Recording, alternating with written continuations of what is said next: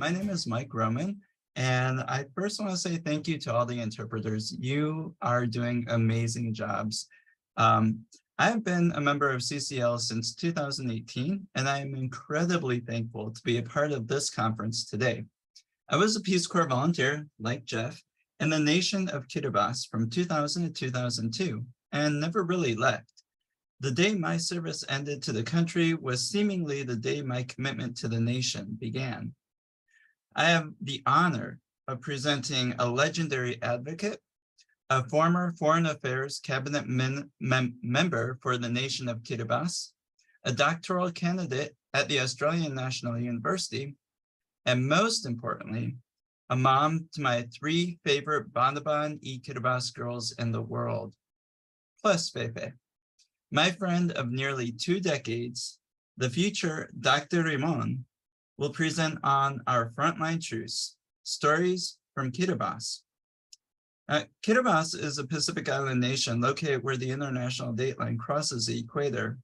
It's the only country to have territory in all 4 hemispheres of the world and is the first nation to see the light of day, month, year, millennium. The threat of climate-induced displacement in the Pacific is real. The presentation will highlight the impacts of climate change and possible plans for a nation on the front lines of climate change. Akka, Kabasandrapa, thank you very much.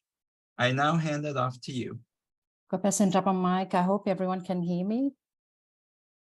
Okay, appreciate if somebody can tell me you can hear me clearly, please. I can't. We got you. You're okay, loud and clear, great, and we got the presentation. Okay, well, thank you, Mike, for that kind introduction. Maori, everyone, and warm Pacific greetings from Canberra in Australia, where it's only a little after 7 a.m. in the morning. I want to begin by acknowledging the traditional custodians of the land from where I learn and work, the Ngunnawal and Ngambri people, including the elders past, present, and emerging. I also wish to acknowledge the conference organizers, in particular the leadership of Karina, Brett, Mike, and the rest of the team at CCL. Thank you so much for putting together such an excellent platform of learning, also a platform that helps to connect us, share our stories and stories that are close to our heart. So I thought I'd begin by providing a bit more overview about Kiribati. I'm conscious that a lot of people are not aware of Kiribati, or have heard very little of it. Mike, thank you so much for giving setting the tone on Kiribati and how massive we are as an ocean state. As explained, we cover an ocean surface area of 3.5 kilometers squared. That is comparable to the continent of Europe. We are massive. Tongan, one of my favorite scholars, the late Epeli Ho'ofa, once said that we are vast, we are the ocean, and the ocean is us. And I think that really rings true for a country like Kiribati, because we are often identified in terms of our vulnerability and smallness, but I wish the world could really look at us in terms of our strength, and that is we cover a massive ocean region that I would like to call a continent, or what we say in the Pacific, a big ocean, sustainable or sovereign state. And I think it's a fitting title, because for Kiribati and people of Kiribati to be custodians of an ocean where we breathe life to the rest of planet Earth. And I say this because it's from this ocean that we generate our food and water systems, the air and the oxygen that we breathe, and also our climate systems are generated from this very ocean. So the ocean that we've heard about in previous presentations, where our ancestors are master navigators, the ocean that has shaped our ways of life, our ways of being, our culture, and our future, which is now somewhat very looking uncertain. So having said that, I think what needs to be understood is that we're scattered all over this 3.5 kilometer region of ocean, and that also provides a sort of fragile geography in terms of development, because it's an impediment for our government to address development to the rest of the islands. Our islands put together is only 811 kilometers squared. That is equal the size of New York City. And what makes us vulnerable is that we barely rise above 3 meters above sea level. So I'll talk a little bit more about that. But before we go into the actual realities on the ground, I wanted to highlight the leadership of small island nations when they took the world stage. And I think we've heard in Kathy's presentation earlier today about how the Pacific, and in particular small low-lying islands like Kiribati, Tuvalu, Marshall Islands, working together. So the solidarity between these small islands is impressive in that this is something that's going to affect our livelihood, our future. And the rest of the world is saying that climate change is an environmental problem. It's an economic problem because it's going to affect jobs. Whereas for us in the Pacific, it's about our very survival. It's about our livelihood. And so I like to sort of sum up these small nation leaders, events in terms of the pictures that I provided in this slide. And the first one is a Maldivian president in 2009 when he convened an underwater cabinet. This was such a powerful signal to the world that if nothing is done about climate change, this is where Maldives will end up under the water. The second picture down below is of the former UN Secretary General, Ban Ki-moon, and this was during his visit to Kiribati. And this was actually an eye-opening visit for him and for the UN team that came with him, because it was one thing to be talking about climate change from the corridors of power of the UN or from the assembly halls of the UN, than to be actually on the ground, walk alongside the islanders and see the water at our feet. So that was also another powerful statement to the world. And of course, the last image on the top right-hand is of Tuvalu Minister Simon Kofe. This was during the Glasgow COP, and another remarkable image of him delivering a COP statement in knee-deep water. So again, telling the world that Tuvalu will be underwater if nothing is done to cut emissions. But I guess altogether, the messages that our leaders are trying to tell the international community is the human face of climate change, and that millions of people will be displaced. The IPCC has warned about this, and the Pacific is a warning system, an early warning system of what will happen to the rest of the world if nothing is done. But I guess something that is more close to my heart and my research is the lack of protection mechanism and the lack of international law to provide a proper definition, but also protection for people who are displaced because of climate change. As promised, I will now take you to Kiribati. Let's see on the ground what the major concerns are when it comes to climate change. And I mentioned earlier about the fragile geography that we have with small islands scattered over a large ocean area and barely above 3 meters above sea level.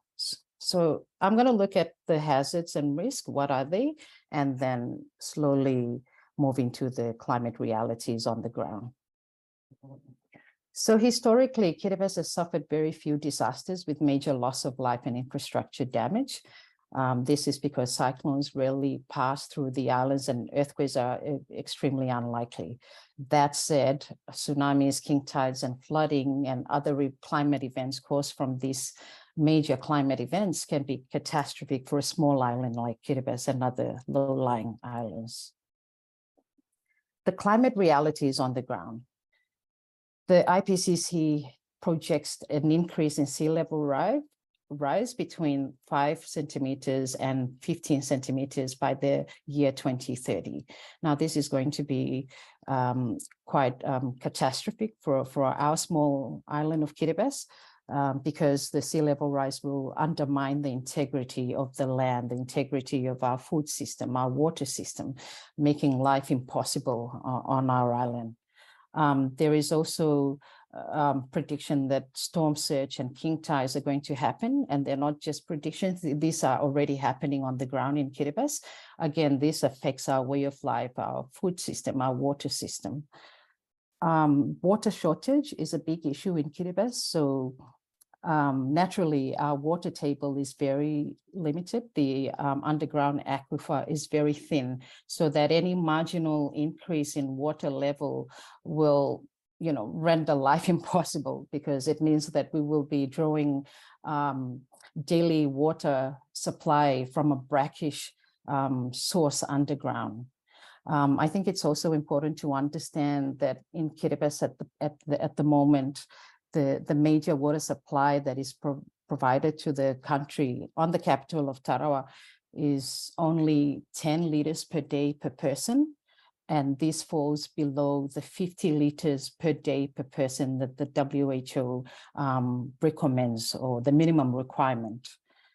Moving on to food, I think this is another concern for Kiribati, because we have already, our fragile environment means that our soil is very infertile, and we have very limited vegetation to begin with. So food crops include breadfruit, te papai, coconut, and there's very little that can grow to begin with on the island. But imagine a marginal increase in sea level and the impact that this will have on our major food sources. Increasing sea surface temperatures and ocean acidification are a problem also to us, because this affects our marine biodiversity, our marine ecosystem, and ultimately affect our fishing industry, which is the backbone of our economy in Kiribati. Relocation, an area that I'm also covering in my research, is something that's already happening in Kiribati, and I can give two examples of the communities in Eita on Tarawa, the capital, the village called Tepikenigora. Communities here have had to be relocated because the communities are no longer able to sustain life. Another example is on the island of Abayang. I think Mike has spent a lot of time, his family comes from Abayang, a village called Tepunginako, where no one is living there anymore because they've had to relocate. Moving on to drought, we have an ongoing, a prolonged drought period in Kiribati, and this is really worrying given the impact it has on the communities not being able to source fresh water for daily consumption. And this has forced some of the communities to draw from their dry well, and the dry well produce very brackish, very unsafe water to drink. And so this is something that the government declared a state of emergency on in 2022, I think it was, when the water crisis became such a big issue for us. I wanted to also touch on the disease outbreaks and epidemics. We have flu, measles, the COVID-19, of course, but I guess the point I'm trying to make here is waterborne diseases, climate-borne diseases, and the high population density on Tarawa, for example, is an issue for us, because the medical and health care systems are not enough, or do not have capacity to cater for response measures when it comes to an outbreak. And the situation is such that when we have an outbreak on the island, it spreads like fire because of the very close, the high density on the island. And the last point I wanted to touch on is maritime disasters, because we're an ocean continent. A lot of our business is done on sea, so it's such a critical service to provide food and medical supplies to the outer islands by boat as well as by plane. But of course, the bulk of the cargoes are taken by boat. And climate extremes can also impact the regularity of such services, and including, coastal erosion, oil spills, and so forth. Next, I wanted to look at the factors that are making these challenges worse for us, or what are the challenges that are exacerbating the problem, the climate problem for us in Kiribati. I mentioned a little bit about the high population density. In Kiribati, we have a high population of over 120,000 people. This is one factor compounding the problem.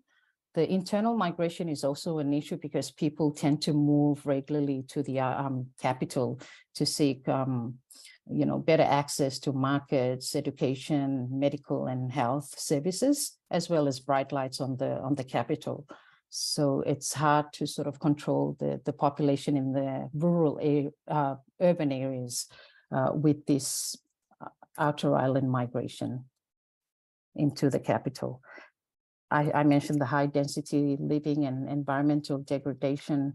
And the climate impact is such that the government finds it burdensome to address all the problems as they happen. Coastal erosion, impacts on infrastructure, on school and waste management, health facilities. It's become a burden on government because the frequency at which these impacts are happening is so high that the government cannot keep up with that.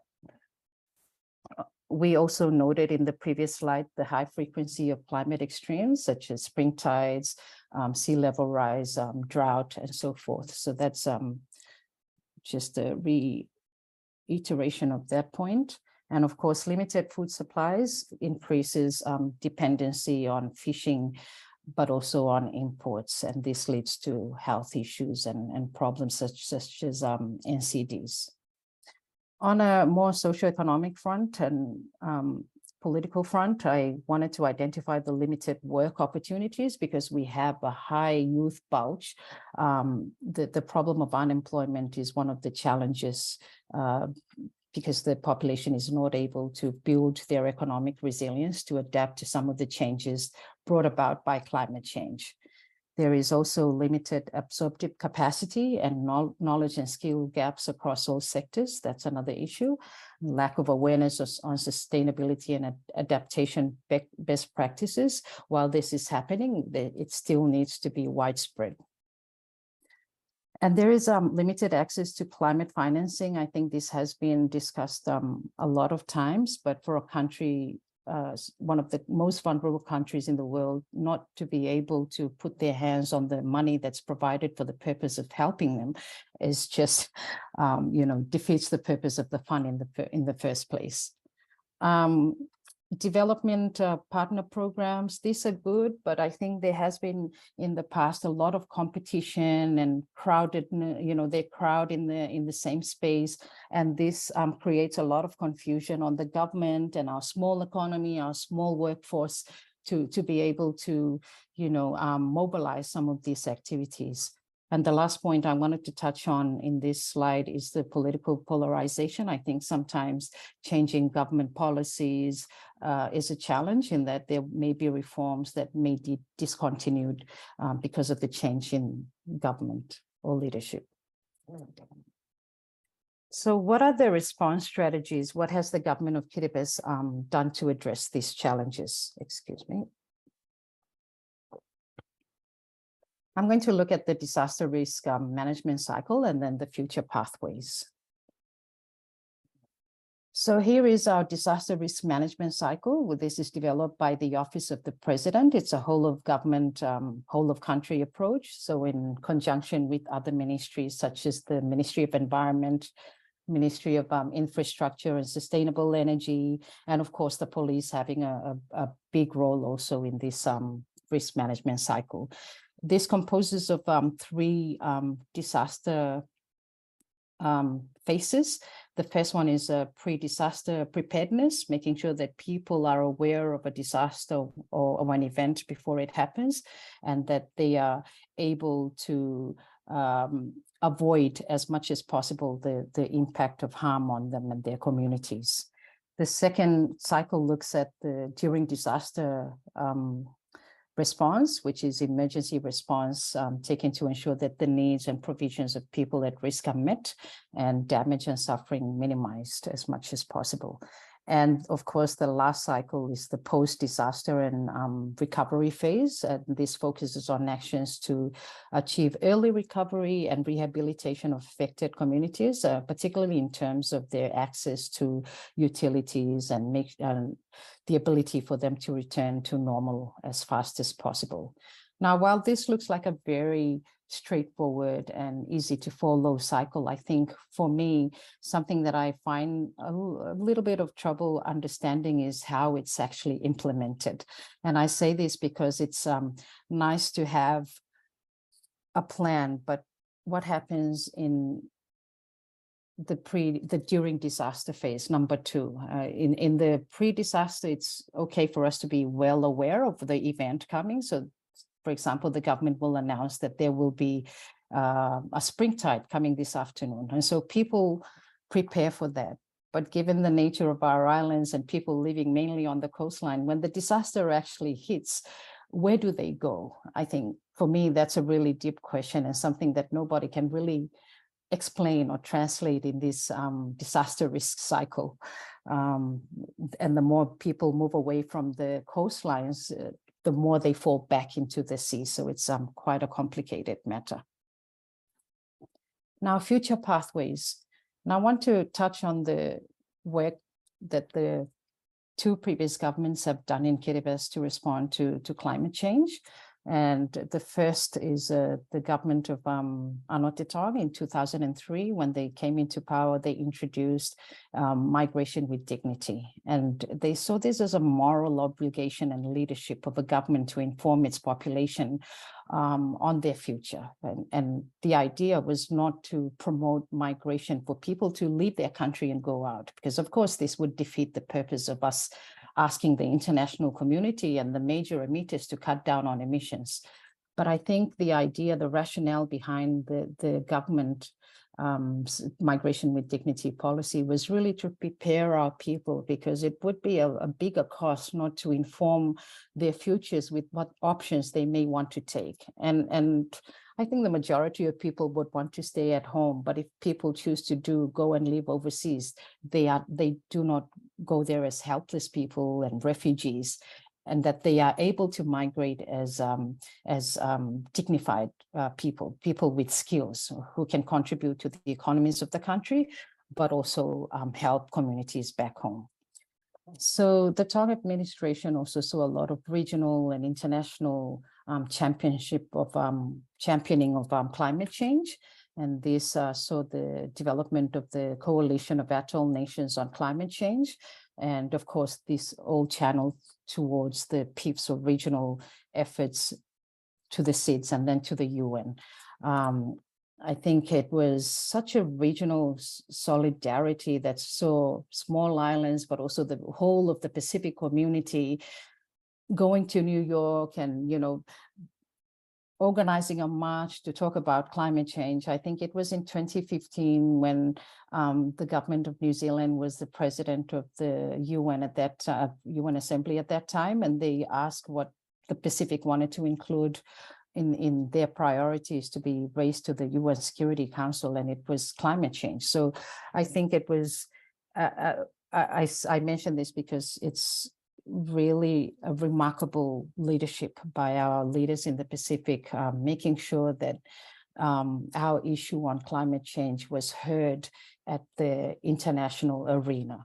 And I guess for me, the irony of this is that we are one country most vulnerable to climate change and disappearing from the map, but then the advocacy and lobbying, the very strong lobbying and leadership around the matter made us, puts us back on the map. It's also during the Tong administration that saw a lot of increased development support to Kiribati, and including establishment of offices such as the UN, multilateral banks, and the EU. And they saw a lot of important major economic reform activities that helped us in climate change, but also in other areas. Just to give you a quick snip of what I was saying earlier about the leadership that the Pacific took onto the international stage to say this is not just about jobs or economies. This is about our livelihood and survival. The other government that I had the privilege to work with is the Tanis Mamo government. And when they came into power, building on the advocacy and international campaigning on climate change, they ratified the Paris Agreement immediately, but their focus took a shift to building resilience at home and promoted this through what they call the Kiribati 20-year vision. And the vision really focuses around outer islands development, making sure that no one is left behind and that the outer islands are as much a part of the benefits that the rest of Kiribati receives. Fisheries and tourism were also the main priorities in this plan. The Mamo government also encourages migration back to the outer islands, and they introduced an increase in price of copra to make sure that people stay back in the outer islands. They also have a number of projects that looks at infrastructural investment on the outer islands to ensure that the outer islands are able to access markets and not see the need to go to the capital or mainland for that. The advocacy around the migration and climate topic is really for Kiribati people to remain at home, but that for those people who are willing to migrate for work may do so, as they see this as a way to diversify the economy, and it's important to also build up people's economic resilience. That brings me to the end of my presentation, but I thought I'd leave you with this video, and I will look forward to hearing your questions afterwards. Thank you. I like to call Kiribati the world's best kept secret. This unknown paradise is one of the most remote nations on the planet. Our culture is woven of the intricate tapestries of Pacific folklore, places of peace, love, and the truest kinds of happiness. Kiribati is a small island nation consisting of 33 atolls. Only 23 islands are inhabited. We are located where the equator and the international dateline intersect, in the heart of the Pacific. We are the only country that lies in all 4 hemispheres, straddling the international dateline. We were the first to enter the millennium, and are the first country to welcome each new day. I like to say that we are the center of the universe, because time starts in Kiribati. Our nation is divided into 3 groups: the Gilbert Islands, Line Islands, and Phoenix Islands. Our beautiful islands are scattered over 3.5 million kilometers of Central Pacific Ocean. We are the 2nd largest ocean state in the world. Our total land area, if you were to put all 33 islands together, is less than half the size of Houston, at just over 700 square kilometers. Perhaps this was always our destiny as frontliners, to also be amongst the first to face the impacts of climate change. Those tiny changes in the beautifully complex system of our great planet, like the flapping of a butterfly's wings, now threaten our way of life.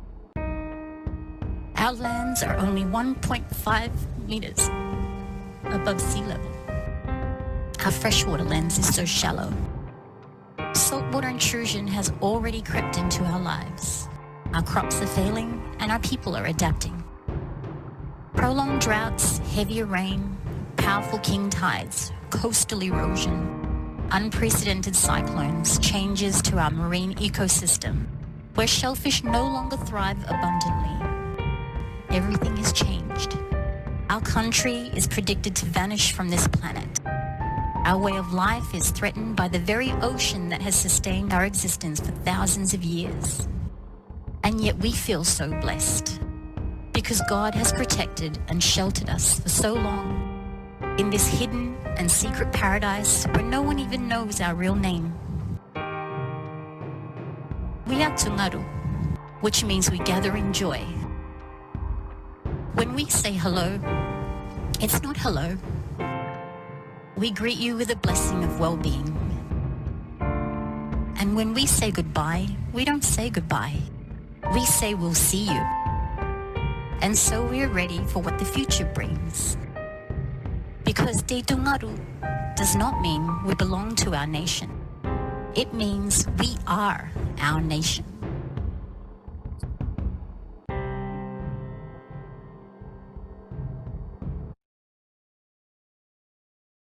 And special thanks to my Power Mary sister Ruth, and of course our family at Humans of Kiribati for that video. Yeah, that video was kind of thrown together for a Rotary International Conference last year during the pandemic. So thanks for showing that. I think it really brings forth the realities of what we are living with down there in Kiribati. So this is a lobbying organization, and one of the questions I see is from David P. And he says, how many phone calls, texts, and emails, in what time frame and what frequency would you request CCL to participate and to gather assistance that you request? So we work with Congress, we lobby Congress on different pieces of legislation. I guess is David asking, what could we do? What could we lobby on behalf of here in the USA for Kiribati, for the Marshall Islands, for Tuvalu, for Tokala, for all of these endangered nations? Yes, thank you for that question. I don't think it's easy to just pinpoint one answer to the question. I think it involves a broad issue of urgency issues that we need to address. And for me, it's all in the presentation that I provided. We need to make sure that the emission cuts stays at 1.5 degrees for us to survive. If that can be part of the lobbying, I think it will really add value to the work that we're doing. And the other thing is really just being able to access funds. A lot of what I said about climate financing designed for vulnerable countries like Kiribati, but we're not able to get our hands on that because of the level of preparedness and the capacities that we need to up our services to. And ongoing lobbying, I guess, advocacy around climate change, but also one area that I don't want to miss out is relocation and the need for us to be able to, I guess, change the narrative and help us to find solutions within the migration discussion. How can we do this? Is migration with dignity an option? We're working on the climate displaced person, not we, the organization, but there's a group of people that are definitely looking at the Climate Displaced Persons Act for the future Congress. So we will keep on working on that. Philip asks, do you find that the challenges you have identified in this presentation are at the foremost of concern for the average citizen of Kiribati? Additionally, how do you remain resilient when learning about and addressing these catastrophic issues? Thank you for your lifetime of work. That was a lot. Yeah, okay. Am I required to answer all of them, Mike? I don't know how much time I have, but I just want to say very quickly, what I said in the presentation about the impacts that are happening on the ground. I like to look at it in terms of everyone in the universe, having access to a dignified life, having access to clean water. If we are not having this access, I don't think that's fair on us.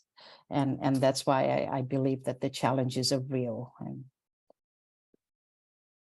Yeah. Akka, I believe the next time I see you will be when I go back with a U.S. State Department envoy, and I can't wait to see you again, give you a big hug, and I'll see you in Kiribati. I look forward to that. I've been away from home for too long. We both have. Thank you so much, and Thank you for listening to this episode of Citizens Climate Lobby's training program. You can tune into more episodes anywhere podcasts are available. Inspired by what you heard today? Join Citizens Climate Lobby to advocate for bipartisan climate solutions. Go to community.citizensclimate.org to find more trainings, resources, your local chapter, national action teams, discussion forums, and more. Be sure to like our Facebook page and follow us on Twitter and Instagram @CitizensClimate. We also invite all of our listeners to subscribe to our YouTube channel for more inspiration. Like what you hear? Recommend us to your friends and make sure to give us a 5-star rating. It helps us show up on other listeners' feeds. Feel free to pass on any suggestions for future episodes in the comments as well. And together, we are creating the political will for a livable world.